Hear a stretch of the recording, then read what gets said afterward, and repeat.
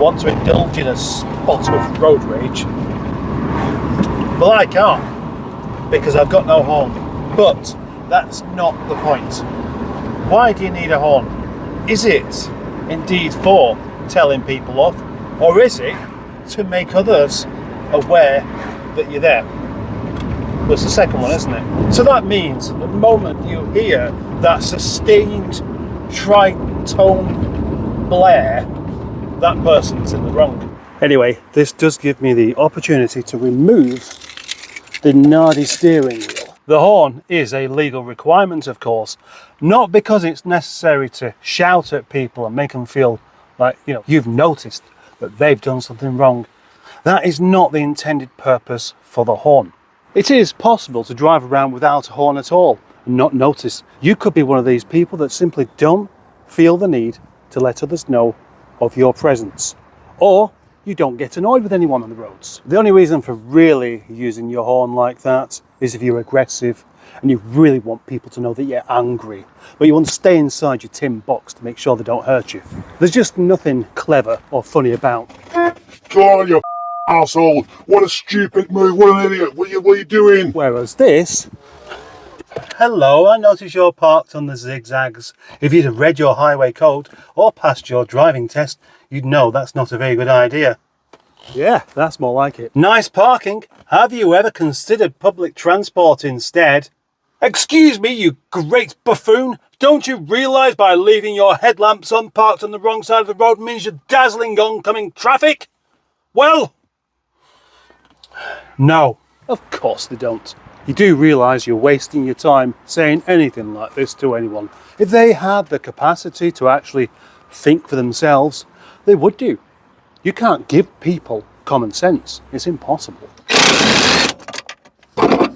Now, a good use of the horn would be when going over the brow of a hill that's blind, or going around a sharp bend on a country lane, or when you think a pedestrian's just about to step out in the road because they're not looking. Then the only trouble is, because the horn is used so often to reprimand other drivers, it's then misunderstood. So instead of it being taken for what it is, it's seen as some sort of insult, some sort of challenge, and people get annoyed when you're just trying to help. That's not good, is it? Currently taking the, not the airbag, but the horn off of this. It's not the horn, it's the presser debris. Yeah, because I want to see how this is going to go back as it should. Because it won't do at the moment. No! Oh no. Oh no, don't drop it down there. Bloody hell. Right, so that goes on there. And then this goes in there. It needs to be plugged in to that. Right? How then do you screw the thing in? Because the cowling is very much in the way. So I guess that's the answer. Either you reattach it with this still on, which is a bit awkward, but a bit although there might just be. I'm gonna try it. I'm gonna try to see if I can put this back together without cocking it up. And so steering wheel on. Ugga dugga.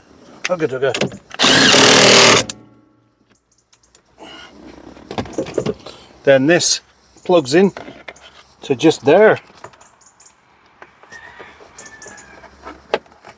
And then that goes on there, just like that. Well, and it works.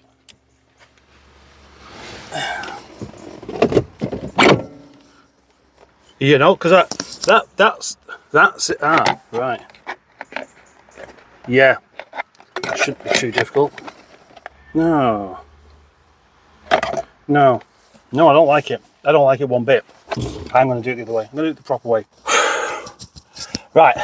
It's really difficult to do without pressing the horn, so I'm going to have to find where the fuse is for the horn and unplug it, because otherwise I'm going to have people going, well, does he want something? Is it an emergency? Is he sat in that red car trying to get our attention? Maybe he's having a stroke. Maybe he's just defecated and he can't do anything about it. Well, Let's go and help. There we go, found it. All under the bonnet. Unusual that, isn't it? Oh, 20 amp fuse under the bonnet. Easy to find, easy to work out. Unlike what you get with a modern car, where it's not straightforward, and they don't want you out under the bonnet. So they make sure that you don't understand what's going on.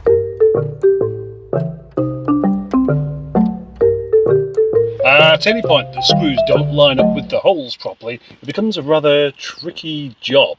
And the best way to combat frustration with any kind of tricky job, a cup of tea. Of course. Your driving is horrendous, sir. Wrong screwdriver. This time we have the correct screwdriver, so it's a matter of just undoing a few screws, which then there's quite a few of them as well. It's not like just one or two holding a bit of plastic cowling in place. Oh no, we need 5. Good old Honda engineering. Nothing quite like doing the job properly, if you can. And another one. 6 altogether. That's a lot of screws just to keep 2 pieces of plastic together. This should be enough access now to get to the back, those back screws there, by turning the wheel.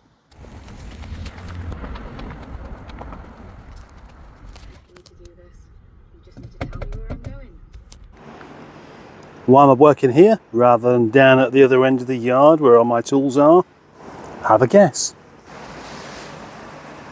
Now all I've got to do is just put all the cowling back together, where I discover all of the screws are of different sizes.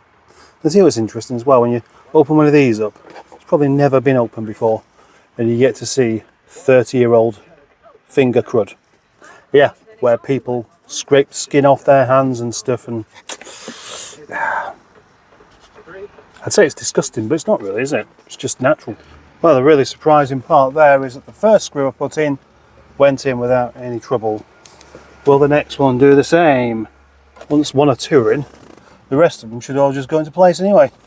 Easy, I say. Just make sure I've not disturbed anything under there. Right, phew. Honestly, I did think for a second, what if I've knocked something and now it won't start? Stop thinking like that.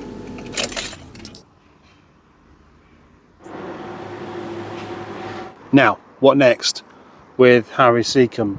You see, I've only just got around to having a proper good look at the bag of bits in the boot. I did do the drop links the other week, but there's some squeaking going on. And what did I find? All sorts of bushes. All sorts of bushes for the suspension. I think that within there's enough suspension bushes to actually do the whole thing. Plus, pads, set brake pads, and discs as well. Because although these discs and pads are fine, they're not brand new, but the ones in the bag are. So, should I crack on and do some of this? No. Why not? Because I'm not going to do it there, that's why. I need to do it over there.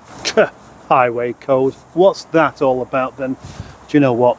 You know when you see double yellow lines? If we had a country full of intelligent people that could figure out where you should and shouldn't stop, we wouldn't need things like double yellow lines. There are quite a lot of people who, without the double yellow lines, would know certain places not to park, because it just doesn't make sense. You don't park opposite on the other side of the road blocking the traffic unless you're not really thinking properly, do you? No, you don't. So they have double yellow lines in places like that, so people who don't really think properly can ignore it and park there anyway.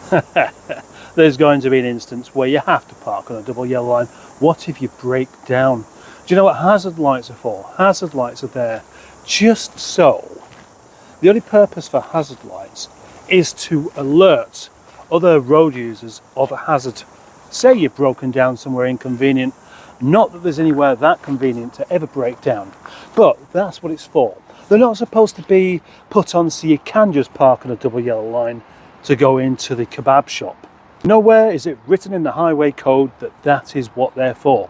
And of course, just like the horn, overuse of these lights means the perception changes of what it means. Yesterday, for example, I saw an Audi stopped on an actual crossing with its hazard lights on. There was somebody sat inside it, and my assumption was, you can't just put your hazard lights on and park where you like. But it could well have been a car that has genuinely broken down. I mean, it is an Audi, but because these have become park anywhere that you like lights, that is the only thing we think. And so for me and other people, you're going to be getting annoyed with people who may well actually be in trouble. And that's not fair. What I quite like to do is when you see somebody stopped with their hazard lights on, pull over and ask if you can be of assistance. And they usually look at you like they're stupid because they're stupid. Always remember, stupid people are completely unaware that they're stupid. No, you can't just go around calling people stupid for getting a couple of rules wrong. There are very, very obvious and easy to follow rules. There was a point where I used to give people a lot more credit for having intelligence, and that was, well, I basically thought that most people were about the same level of intelligence, really. But now I'm thinking completely the other way round. Calling people stupid for being arrogant. Yeah, arrogance is not the same as stupidity. Neither is being ignorant. And plenty of people are ignorant. And the other thing that we seem to have a lot of these days, and probably the explanation for this really, is entitlement. Yes, that's it. It's not their fault, it's just the world they've grown up into. People are entitled. And being entitled, well, actually makes them ignorant. And it also makes them arrogant. And to be able to go through life being ignorant, arrogant and entitled means that you must also be somewhat stupid. So let's go back to them being stupid, in fact. You can't possibly think that all this is okay without being just a bit stupid. So let's leave it at that. Yep, it works. I'm particularly glad about that. Yesterday, whilst driving through Rochdale, going down a particular section of dual carriageway, there were a couple of chaps walking across the road. And as soon as I spotted them, you can read these things from a way off, I thought, they're going to be really careless as they cross. And guess what? They were. One of them, rather than just waiting at the side of the road on this particular 40 limit road, started stepping out. He must have gone 18 inches into the road whilst wanting to cross. Now, I didn't have my horn. Oh, there's an example. Don't work. You can't use it properly. That's what you want to do. You see them there, give them a little bip, let them know that you're coming through and that, don't stand in the road. But actually, what probably would have happened is they've gone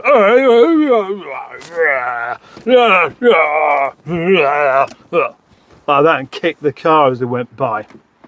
Because, unfortunately, we are surrounded by people that don't really seem to have a great deal of respect, common sense, intelligence, or, well, anything really.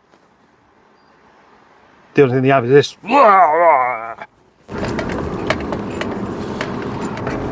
Well, back with the full-size steering wheel on. What do I reckon to this? It actually feels huge, but not wrong. And although I like a small diameter wooden steering wheel, I do think it's kind of, it doesn't look quite right on this because this is a 90s car, not a 60s car. It's weird actually just how having a bigger steering wheel makes it feel more comfortable.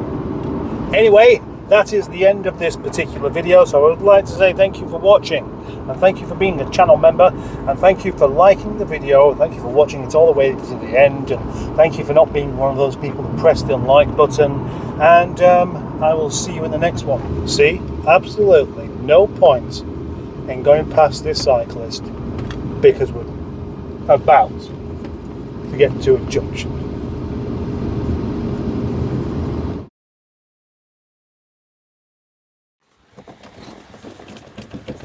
Oh, another one that wanted to come off.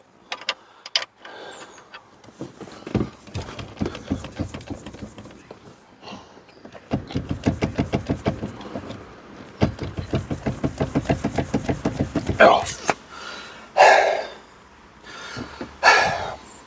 Your driving's atrocious. Tune up, Pip.